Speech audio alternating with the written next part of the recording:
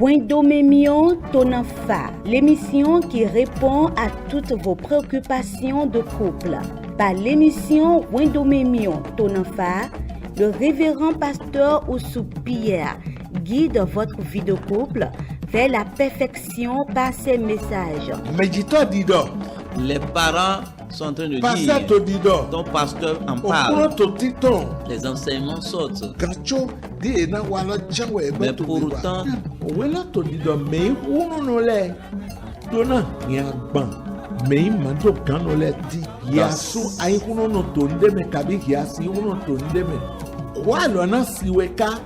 prenez le rendez-vous à 21h30 et les samedis à 10h30 sur la télé évangélique. Wendomemion Tonanfa. Suivez et conduisez votre vie de couple vers la perfection.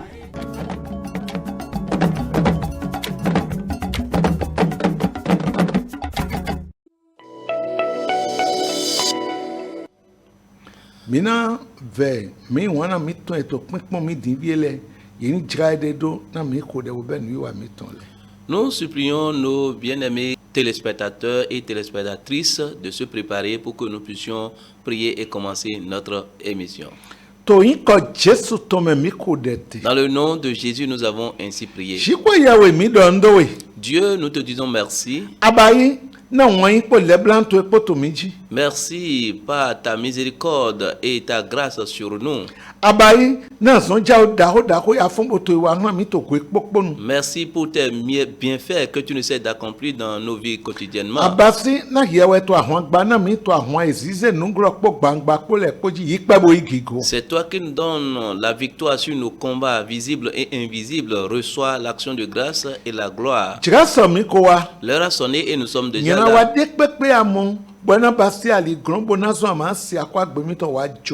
Tout péché qui serait l'obstacle de l'exaucement de nos prières, Seigneur, pardonne-nous. Saint-Esprit, prends le contrôle. Envoie ta parole. Et que cette parole sorte avec autorité. Ouvre les cœurs. Et donne-leur la compréhension. Au nom de Jésus, nous avons ainsi prié. Amen. Nous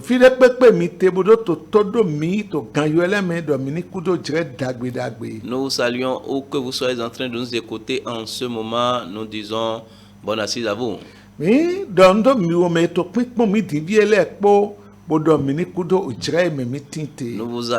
vous saluons, vous qui êtes en train de nous regarder en ce moment. Nous disons bonne écoute aussi à vous. C'est toujours le même thème que nous utilisons.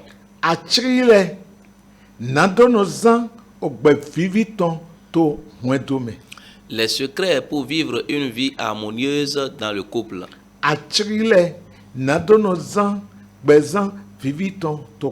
Les secrets pour vivre une vie harmonieuse dans le couple. Dans les enseignements passés,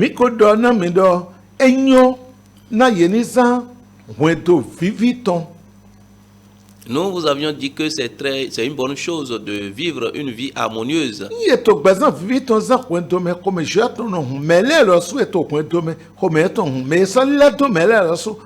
Lorsqu'on mène une vie harmonieuse dans le foyer, on est content dans le foyer, même l'environnement aussi est content.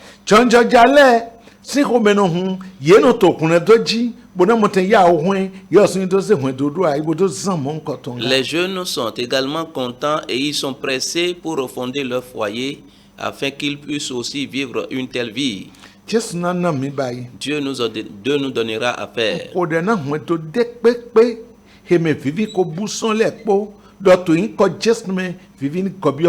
Je prie n'importe quel foyer que l'harmonie est déjà perdue, nous prions que cette harmonie revienne au nom de Jésus.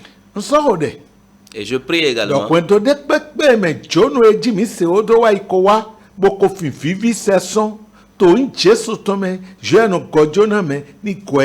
je prie, comme nous l'avions dit, l'étranger qui visite et qui a déjà visité un foyer et a volé l'harmonie qui est dans ce foyer, je prie que l'Éternel des armées ramène cette harmonie au nom de Jésus. Et je vais te dire, toi qui m'écoutes,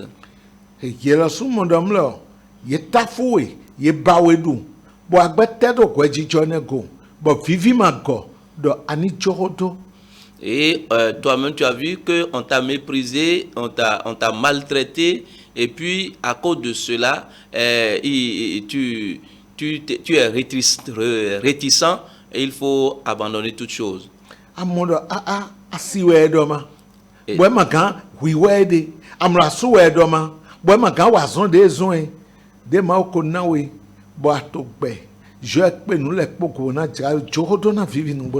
Ah, c'est mon mari qui m'a fait ça. Ah non, c'est ma femme qui m'a fait ça.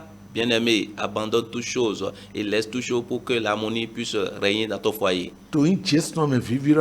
Au nom de Jésus, l'harmonie va revenir.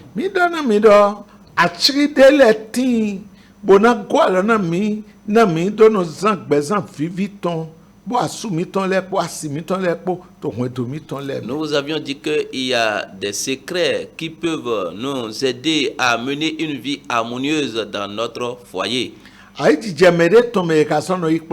Et c'est par la chute de quelqu'un qu'on reçoit des leçons.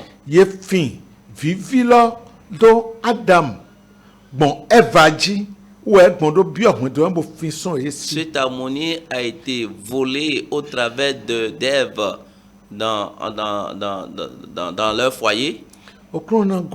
Et le Seigneur vous soutiendra.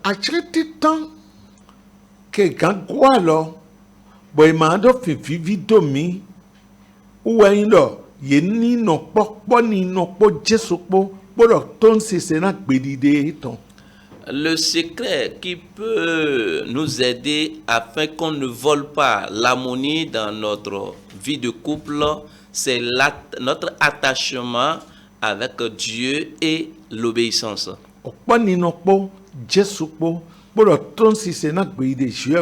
La communion avec Jésus et l'obéissance au commandement de Dieu. Et je vais te répéter, si tu veux que l'harmonie règne dans ton foyer,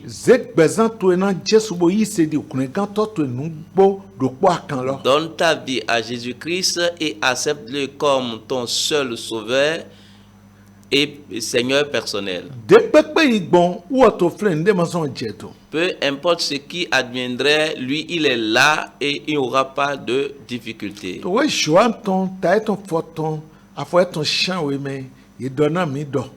Dans Jean chapitre 15, le verset 7, il est écrit,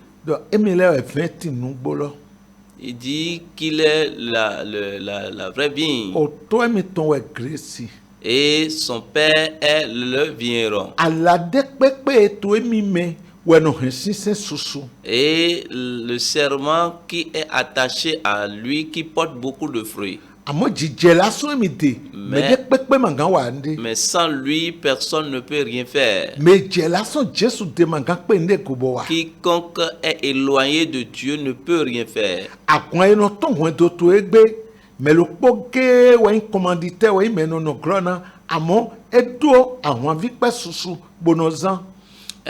Le combat qui est derrière toi aujourd'hui, il y a une seule personne, ou bien il y a un seul auteur et il y a d'autres agents.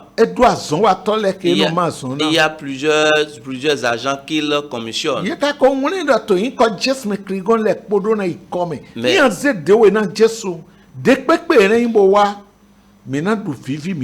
Mais il est écrit au nom de Jésus, tout genou fléchit. Lorsque tu donnes ta vie à Jésus, tout problème qui adviendront, tu auras la victoire sur ces problèmes. Voilà le premier secret.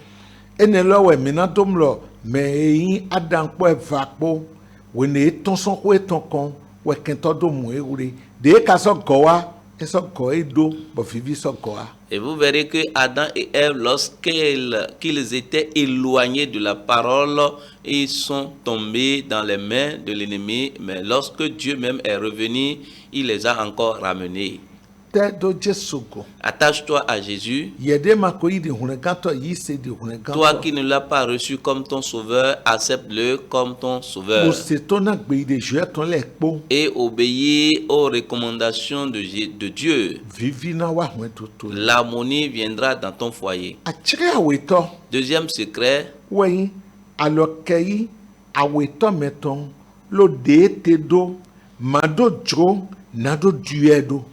Le deuxième secret, c'est l'acceptation de son partenaire tel qu'il est.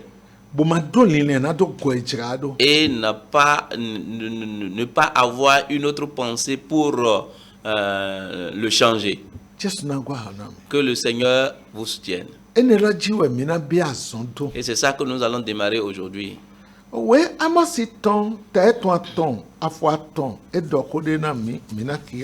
Amos chapitre 3, le verset 3 nous dit quelque chose et nous allons lire ensemble.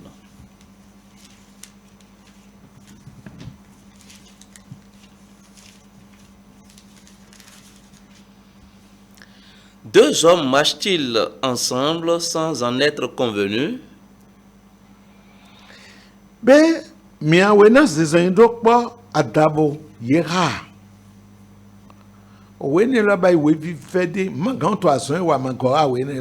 Ce passage est un passage très capital. Nous ne pouvons pas faire cette émission sans parler de ce passage.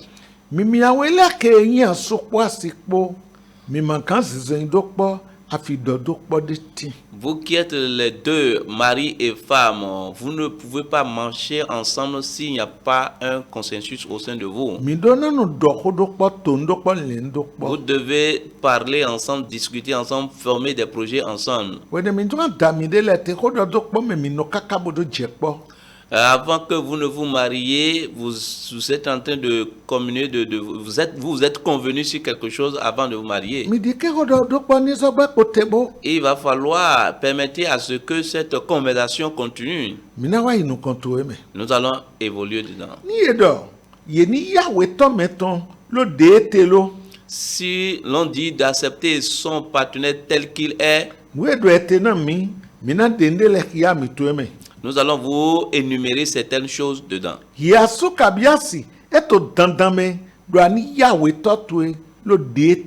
Toi, mari ou femme, il est très capital que tu acceptes ton partenaire comme il est, tel qu'il est. Vous êtes ensemble maintenant il y a très longtemps, c'est vrai. Vous êtes connus partiellement, il y a encore d'autres qui en restent. Peu importe l'année que vous vivez ensemble, vous ne vous connaissez pas encore totalement. Il y a des caractères, des comportements au sein de ton mari ou bien au sein de ta femme que tu ne connais pas encore. C'est lorsque les événements surgissent qu'on remarque que mon mari était ainsi, ma femme était ainsi. Il y a cette chose que je veux te numérer. C'est pourquoi tu dois voir que ta femme est différente de toi. Et toi-même, tu sauras que ton mari est différent de toi. La première chose, c'est que l'éducation que lui il avait reçue diffère de ton éducation. Secondo, le milieu dans lequel il avait vécu diffère aussi du milieu dans lequel toi tu avais vécu.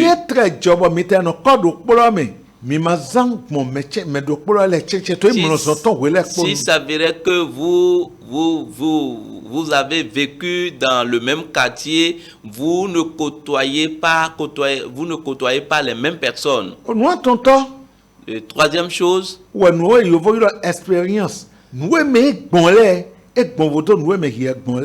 et l'expérience que lui il a eu diffère de tes expériences aussi. Quatrième chose, votre connaissance diffère. Quatrième, cinquième chose.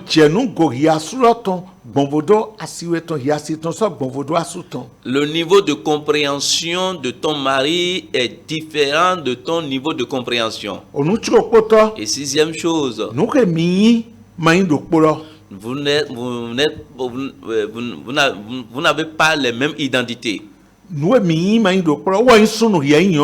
n'êtes pas de même sexe. Oui. Vous n'êtes pas de même sexe. Lui, il est femme. Lui, il est femme et toi, tu es homme. La femme est différente de l'homme et l'homme aussi est différent de la femme. Et dernière chose. Les choses que toi tu aimes diffèrent des choses qu'elle aime. Et c'est cette chose qu'il est évidente que vous devez comprendre. Mais il en reste beaucoup. Mais voilà les peu que nous avons énumérés.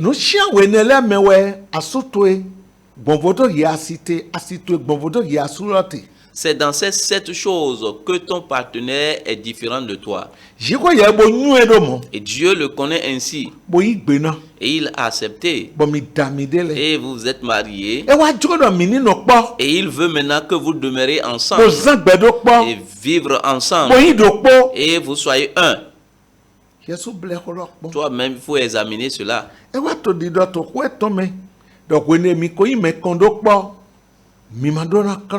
Et il a dit dans sa parole, comme on vous a déjà unis, vous ne devez pas vous séparer. Vous êtes déjà mariés. Même si vous n'êtes pas allé devant l'église pour qu'on puisse vous bénir, vous vivez déjà ensemble. Vous ne devez pas vous séparer.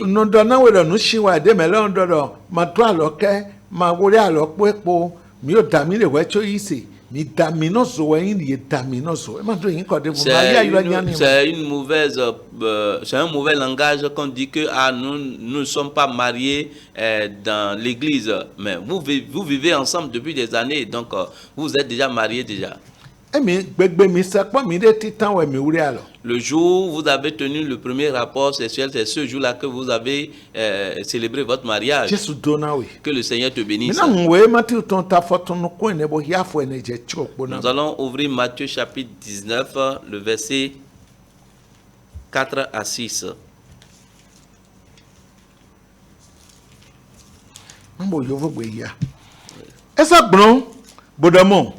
Bemule makokiado mekeda yeto gwagwenu da ye asukwa sikpo esa domo na etonwe sunu na jo to po ono etonpo dai busabodo asieton de ye omiawele na lesun agbasana dopo somo ye masanyin ome awebagba adavo agbasana dopo ene otu.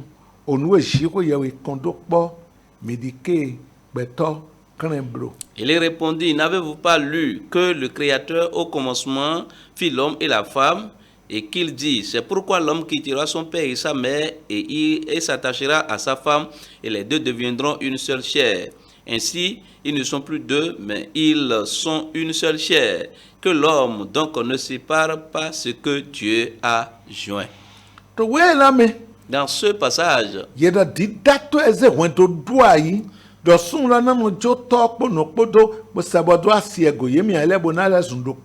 parole déclare que le Créateur qui a initié le foyer a dit que l'homme quittera son père et s'attachera à sa femme et les deux deviendront une seule chair. Son père et sa mère. L'homme quittera son père et sa mère et s'attachera à sa femme et les deux deviendront une seule chair. Il va quitter deux personnes et s'attacher à une seule personne. Et les deux vont devenir une seule chair pour fonder le foyer.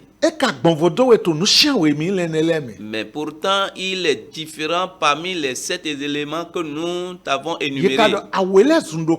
Et on a dit les deux deviendront une seule chair. Et la parole même déclare que ce que Dieu a uni, que personne ne les sépare.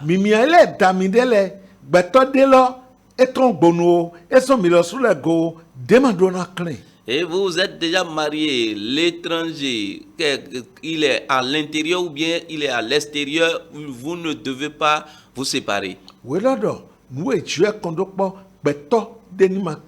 La Bible déclare que ce que Dieu a joint, que personne ne les sépare.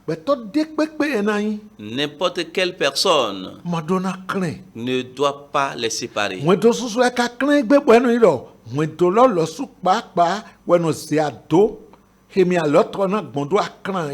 Et beaucoup de foyers se sont séparés aujourd'hui parce que le foyer même a donné l'accès à cela. Le Seigneur vous soutiendra. Vous devez vivre ensemble et être une seule chair. Un autre passage. Romains chapitre 7. Verset 1er à 3. Il est écrit: Ignorez-vous, frères, car je parle à des gens qui connaissent la loi, que la loi exerce son pouvoir sur l'homme aussi longtemps qu'il vit. Ainsi, une femme mariée est liée par la loi à son mari tant qu'il est vivant. Mais si le mari meurt, elle est dégagée de la loi qui la liait à son mari. Si donc, du vivant de son mari, elle devient la femme d'un autre homme, elle sera appelée adultère. Mais si le mari meurt, elle est affranchie de la loi, de sorte qu'elle n'est point adultère en devenant la femme d'un autre. Donc,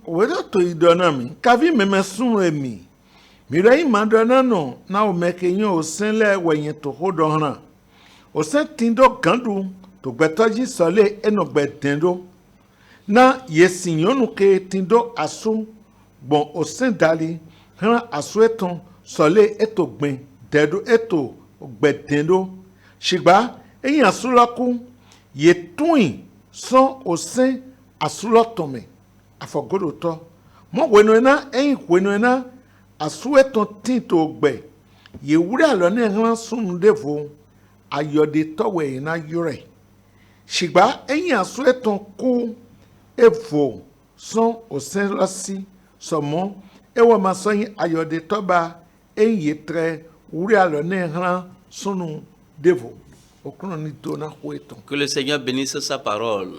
Qu'est-ce que nous allons tirer de ce passage? La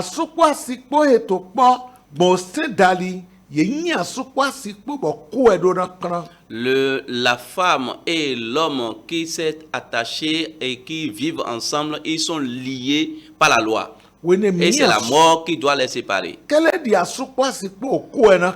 En tant que mari et femme, c'est la mort qui doit vous séparer. Si cela est ainsi,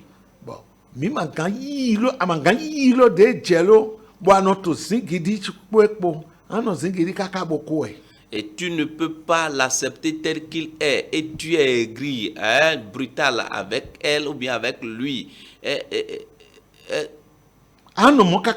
que tu vas vivre ainsi jusqu'à la mort?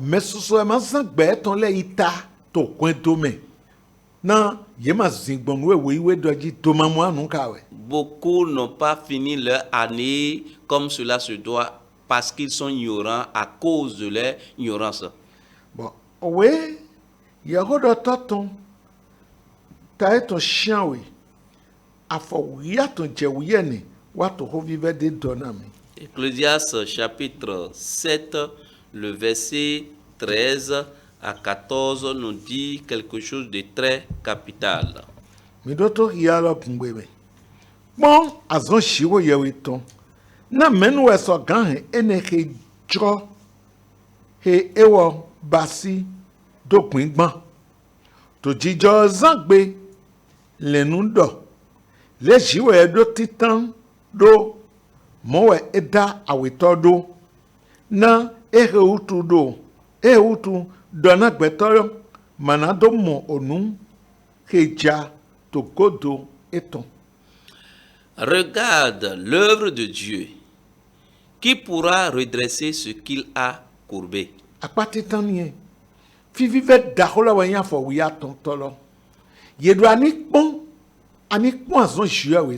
On te dit de regarder l'œuvre de Dieu. C'est ta femme qui est l'œuvre de Dieu. Regarde-la. C'est ton mari qui est l'œuvre de Dieu. Regarde-le. La question maintenant. Qui es-tu? Ce que toi tu vois qui est courbé. Qui es-tu pour la redresser? Qui es-tu? Lorsqu'on le criait, est-ce que tu étais là? Ce que toi tu as vu courber, Dieu sait pourquoi il a mis là et il a la capacité de redresser cela. Le Seigneur vous soutiendra. Il faut accepter ton mari tel qu'il est. Enlève les yeux de l'adultère de ta tête. Tel que ta femme est, accepte-la ainsi. Détourne tes regards de l'adultère. Quel regard j'appelle le regard d'adultère?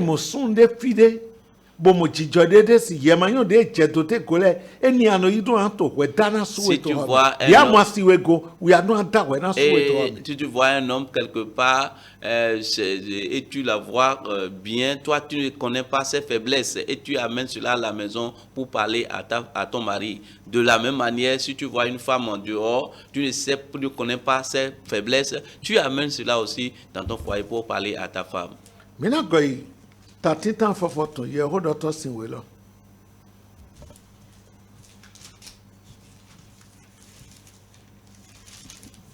Ecclésiaste 1, le verset 15 qui dit ceci. Ce qui est courbé ne peut se redresser et ce qui manque ne peut être compté.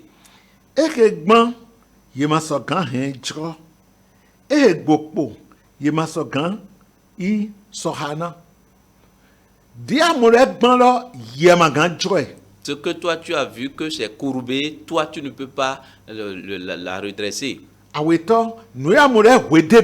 Et ce que toi tu vois qui manque auprès de lui ou d'elle, tu ne peux pas rétablir cela. Tu n'as pas cette autorité ou cette force. Tu dois l'accepter ainsi et vivre ensemble avec lui. Et comment est-ce que nous allons vivre ensemble? Dans un autre enseignement, nous allons y revenir. Prions. Dans le nom de Jésus, nous avons prié. Père, nous te disons merci. Merci à cause de ta grâce et ta protection sur nous. Ta parole, tu as déjà envoyé. Et la raison pour laquelle tu l'as envoyé permet à ce que cela soit accompli. Tu connais toutes choses auprès de nous. Et restaure-nous. C'est pourquoi tu as dit que mon peuple périt faute de connaissance. Et je prie et je t'invoque. Donne la sagesse au mari de vivre avec sa femme et aussi la femme de vivre avec son mari. L'esprit pour devenir Dieu et recréer son partenaire, Seigneur, enlève cet esprit de leur vie. Il